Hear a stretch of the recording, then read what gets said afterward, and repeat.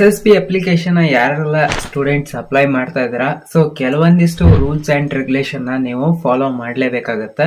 So ಕೆಲವೊಂದಿಷ್ಟು ಜನಕ್ಕೆ application ಹಾಕೋದಕ್ಕೆ ಆಗ್ತಾ ಇಲ್ಲ. ಮೊದಲೇ ರೂಲ್ಸ್ ಏನಪ್ಪಾ ಅಂತಂದ್ರೆ, ಡಿಗ್ರಿ ಅವರು ಏನಾದ್ರು ಅಪ್ಲಿಕೇಶನ್ ಹಾಕೋದಾದ್ರೆ ಸೊ ನಿಮ್ದು ಯೂನಿವರ್ಸಿಟಿ ಫೀಸ್ ಅನ್ನ ನೀವು ಕಂಪ್ಲೀಟ್ ಆಗಿ ಪೇ ಮಾಡಿರ್ಬೇಕು. ಅಂಡ್ ನಿಮ್ದು ಕೋರ್ಸ್ ಫೀಸ್ ಏನಿರುತ್ತೆ ಆ ಕೋರ್ಸ್ ಫೀಸ್ ಅನ್ನ ನೀವು ಅಟ್ಲೀಸ್ಟ್ ಒಂದು ಹಾಫ್ ಆದ್ರೂ ನೀವು ಪೇ ಮಾಡಿದ್ರೆ ನೀವು ಆ ಅಪ್ಲಿಕೇಶನ್ ಹಾಕೋದಿಕ್ಕಾಗತ್ತೆ.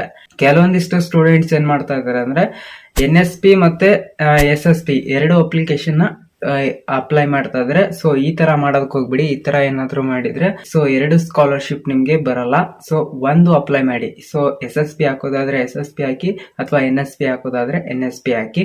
ಸೊ NSP ಯಾರೆಲ್ಲ ಅಪ್ಲೈ ಮಾಡ್ತೀರಾ, OTR ಅನ್ನ ಈ ಸಲ ಕಂಪಲ್ಸರಿ ಕೇಳ್ತಾ ಇದಾರೆ, ಒನ್ ಟೈಮ್ ರಿಜಿಸ್ಟ್ರೇಷನ್. ಸೊ ಈ ಒಂದು ನಂಬರ್ ಅನ್ನ ನಿಮ್ಗೆ ಅಪ್ಲಿಕೇಶನ್ ಹಾಕುವಾಗ ಕೇಳುತ್ತೆ. ಇದನ್ನ ನೀವು ರಿಜಿಸ್ಟ್ರೇಷನ್ ಮಾಡಿ ನೀವು ಅಪ್ಲಿಕೇಶನ್ ಹಾಕುವಾಗ NSP ಅಪ್ಲಿಕೇಶನ್ ಹಾಕುವಾಗ ಹಾಕ್ಬೇಕಾಗತ್ತೆ.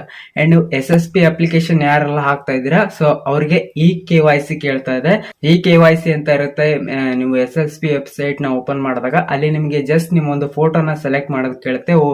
ಫೋಟೋನ ಸೆಲೆಕ್ಟ್ ಮಾಡಿ ನಿಮ್ಮ ಆಧಾರ್ ಕಾರ್ಡ್ ನಂಬರ್ ಹಾಕಿ, ಆ ಒಂದು ನಂಬರ್ಗೆ OTP ಬರುತ್ತೆ. OTP ಹಾಕಿದ್ರೆ ಸೊ ನಿಮ್ದು KYC ಸಕ್ಸಸ್ಫುಲ್ ಆಗುತ್ತೆ. ಈ ತರ ನೀವು SSP ಅಥವಾ NSP ಅಪ್ಲಿಕೇಶನ್ ನ ಹಾಕ್ಬೋದಾಗಿರುತ್ತೆ.